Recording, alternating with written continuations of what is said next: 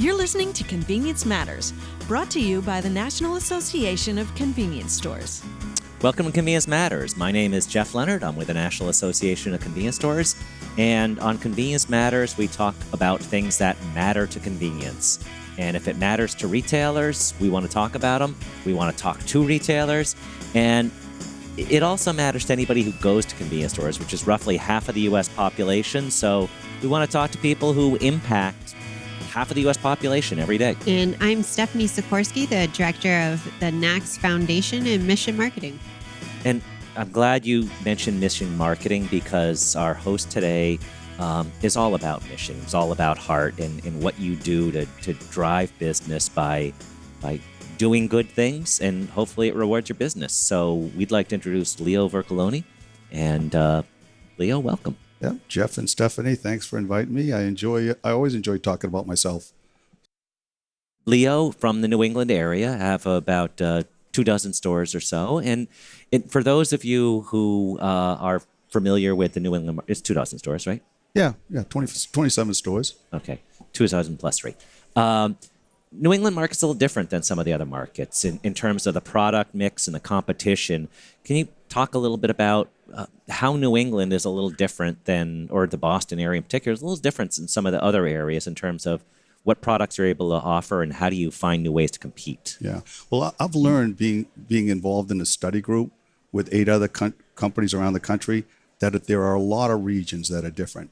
New England is specifically different in that fountain soda is not one of our main categories. Also, we find that we have minimum markup on cigarettes. So our cigarette markup is 20%.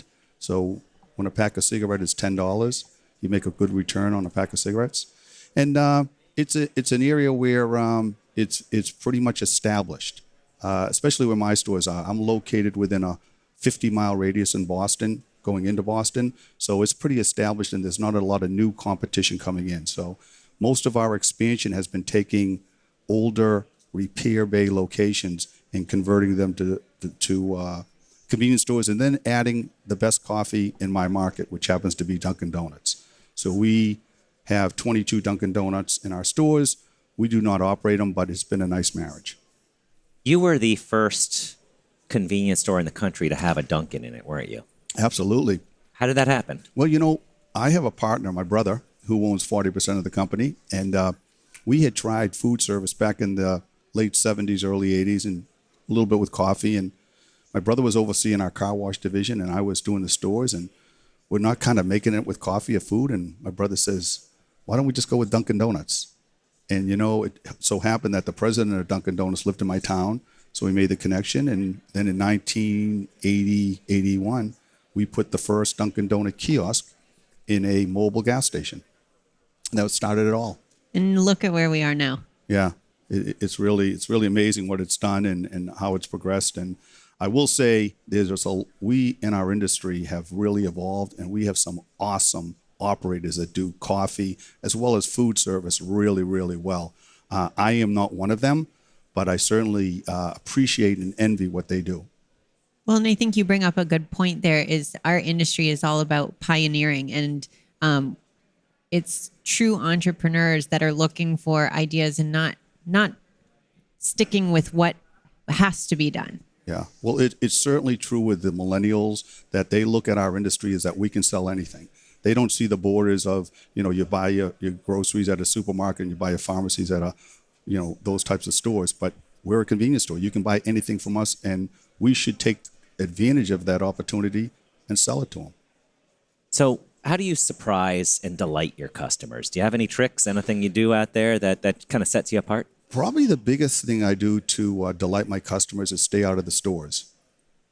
But seriously, we have some great people. And, it's part of having a chain of 27 stores and growing from 1 to 2 is that you've learned that you really want to be a difference maker when it comes to the customer. And if my people have to be the difference maker, and they are. So we kind of really look for them to participate and see what it takes for them to relate to our consumer and who their consumer is, and try to give them the freedom to do it.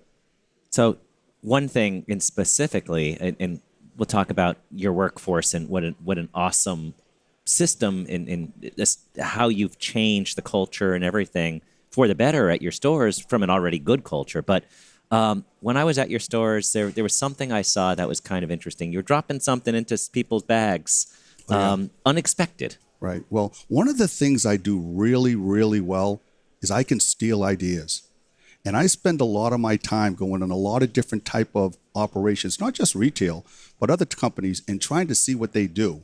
And when I see things that work, we talk about in our company. And my wife and I were driving to Florida about 3 years ago, and we pulled into a hotel and a little bit hungry and said, geez, can you tell us where we can get some good, barbecue? And she says, well, the best barbecue in North Carolina is this store right down the street.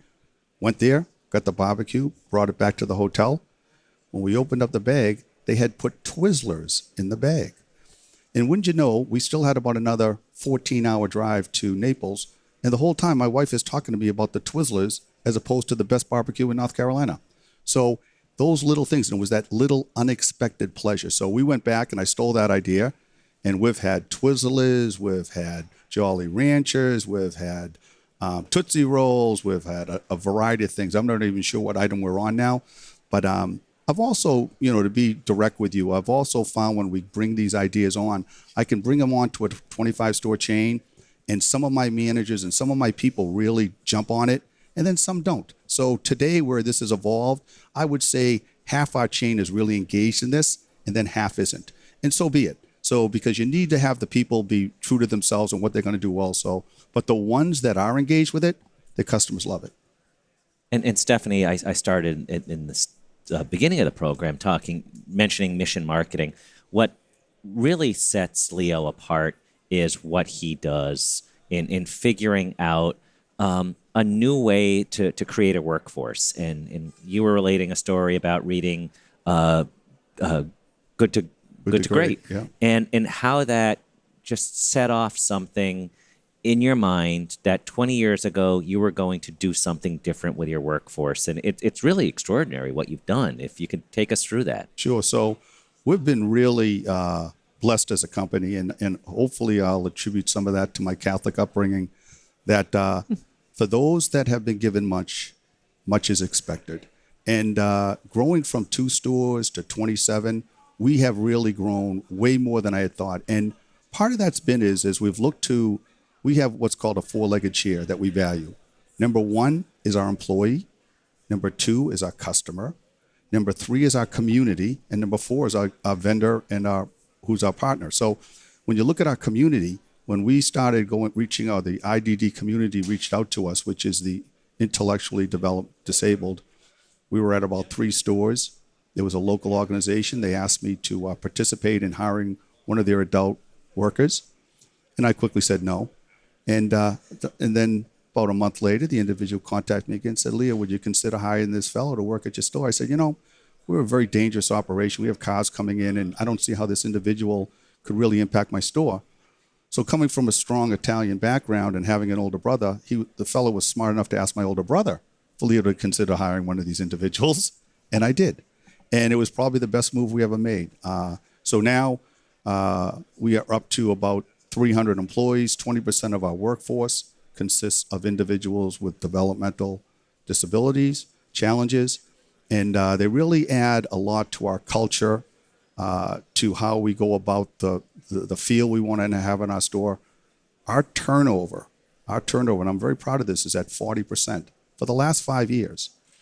Consider the industry's at about 85 to 90. Think how much money we make.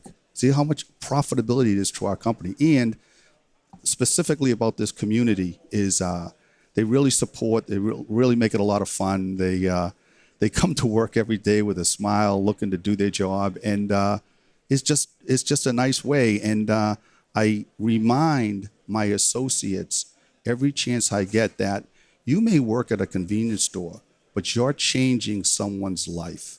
And this person that's life you're changing has a family and an extended family, and they're very appreciative of what you do, your patience, your concerns, your empathy to their position, and helping them do a job.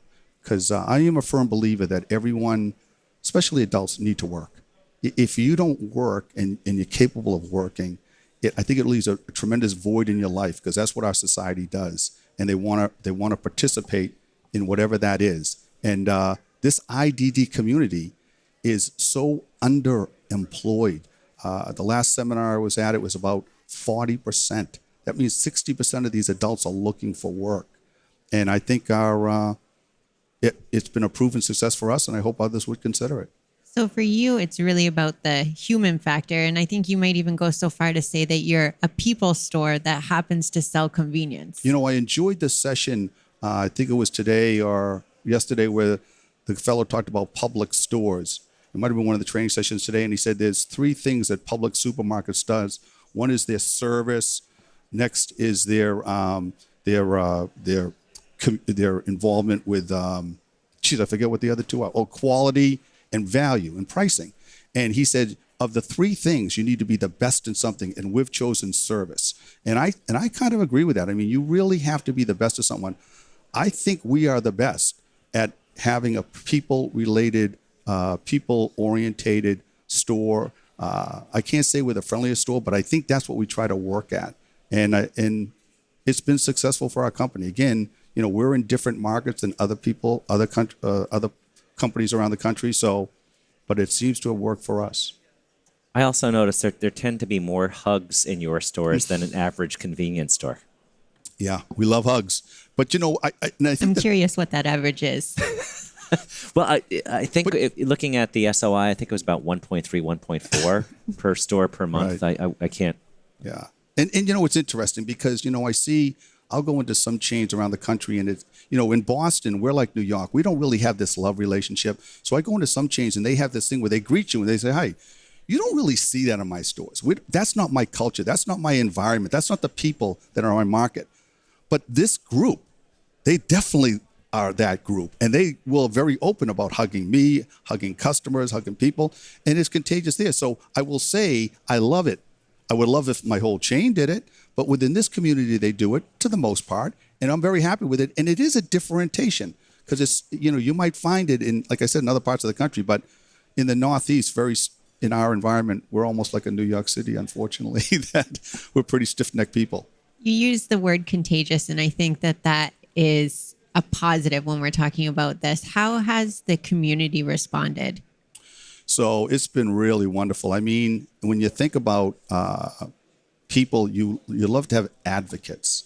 I mean, advocates is someone who will go above and beyond and about to push her. Now, if you have a child that grows into an adult that has a challenge, that they know are going to have a difficult time their whole life, as far as work, as far as relationships, as far as where they're going to live, as far as how they're going to eat, maintain themselves, and you are a vehicle to them to allow them to be part of society.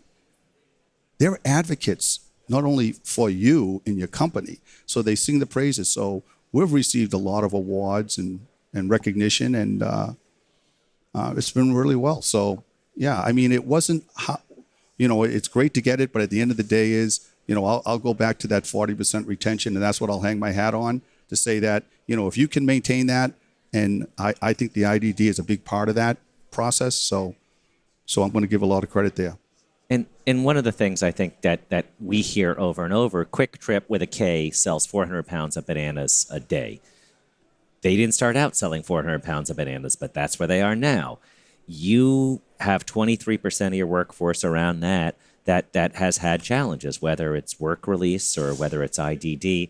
You didn't start out at 23%. You grew to that. So I guess the best thing to do is, if you have a new idea, if you think you can do something, try it. If it doesn't work, adjust. If it works, find out how you can grow it. Now, how do people look at a program like this? Is there a way to get help, tax breaks, assistance? So these organizations that supply individuals for our workforce are very open. So we have about a 60-point checklist when we open a new store. The last new store we opened a year ago, the first thing we had checked on that list was hire 2 ID individuals, because the organizations that support these people know where we are and have people for us to work. So they checked right in. So that was great to know. But, you know, I want to touch back a little bit again and say that, you know, as I get older, I move on in life. And because this is in video, I'm 62 years old. you get appreciative of You have a young voice. Thank you. But you're appreciative of where you are in life. And I find it very gratifying, personally, to do things for individuals who cannot pay me back. So I can do things here that they cannot compensate me back for. And when, as I said earlier, when a lot's been given to you, a lot is expected. And we have some wonderful, wonderful companies and individuals in our industry who do awesome stuff. And I think, you know, they do it for a lot of different reasons, but there is a certain amount of self-satisfaction, gratification that one gets when they do things for people that, you know, they can't pay you back. And that's just so rewarding. And I think it's why our country is so great, that individuals, and especially I can think of 24 of them in our industry that go above and beyond in supporting the help. And I can think of directly Ari Haziotis with the Cumberland Farms chain in my market, and what he does for his people and his associates, and just so supportive and loving and caring. And it's a great example, and it's something that's just what makes our country great. So speaking of doing things for others, within the convenience industry, we're known for sharing ideas. Would you have any advice, or what would be your advice to other retailers that are looking to get involved in a program like this? Well, I would certainly suggest to do it, and I would suggest that they reach out to the local Best Buddies organization, the local ARC, the Commonwealth that they live in, the state, because there's these organizations that are out there that have these individuals that are training them for job skills, that are looking to put them to work. And if they go out there and reach out, you know, it's one of those things, you just got to try it. You know, try it for 6 months. If it doesn't work, so be it. I mean, these individuals, interestingly enough, because of how they're regulated by the state and the federal on how they get some relief compensation and those things, some of them can only work 10 hours a week. So you're not committing yourself to a lot of time. Bring them into your stores and see where it goes. I mean, and obviously anyone that wants to contact me or my organization or visit my stores, love to host you, love to show you about it. And because there's certainly a need there. And I feel very fortunate that after denying that it existed and not willing to take the step, after 3 times I finally did. And I'm glad that someone was persistent to put it in front of me. And you mentioned that people do great things in our industry, and we have people. I talked to somebody this morning. We recently sent out a press release that convenience stores give $1 billion a year to charitable causes, about $2,000 in collected and about $4,000 in direct. It's $1 billion. That's a big number. Yeah. And mentioning it to somebody, well, how do you differentiate yourself? Do you want to tell that story? And he flat out said, we're not the bragging type. And I said, well, you don't necessarily have to be the bragging type in terms of look at me, but it's more about telling people how to do good than you are doing good, because that's how you pay it forward in terms of educating others to make a difference, because we have a chance to do that. Yeah, I mean, the morning speaker today talked about how people need contact. They need to involve. That's why he wasn't concerned about the internet. We are perfectly placed as an industry to be that contact point. And I think we are. That's why I think our business is so viable and so exciting. I mean, my biggest disappointment is I'm 62 and I won't be in this for much longer. But those that are getting into it, how can you beat it? I do think that if you took a picture of our store today and then you take it 5 years from now and 10 years from now, it's going to evolve and it's going to change. And that's great. So it's going to be aware of it. And I like to tell the story of that famous hockey player, Wayne Gretzky. And they was asked one day, Wayne, why are you such a great hockey player? He says, well, good hockey players skate to where the puck is. Great hockey players skate to where it's going to be.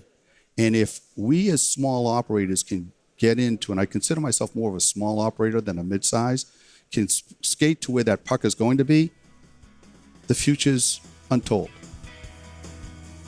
Thank you. Okay. That was a great episode, and I think it's the first podcast that's ending with a group hug. Too bad it's not on video, but it's a Convenience Matters first. So thank you, Leo. Thanks for having me. I enjoyed it. I enjoyed talking. And thank you for listening to Convenience Matters. Yeah. You've been listening to Convenience Matters, brought to you by NACS. For more information about the National Association of Convenience Stores, Go to nacsonline.com.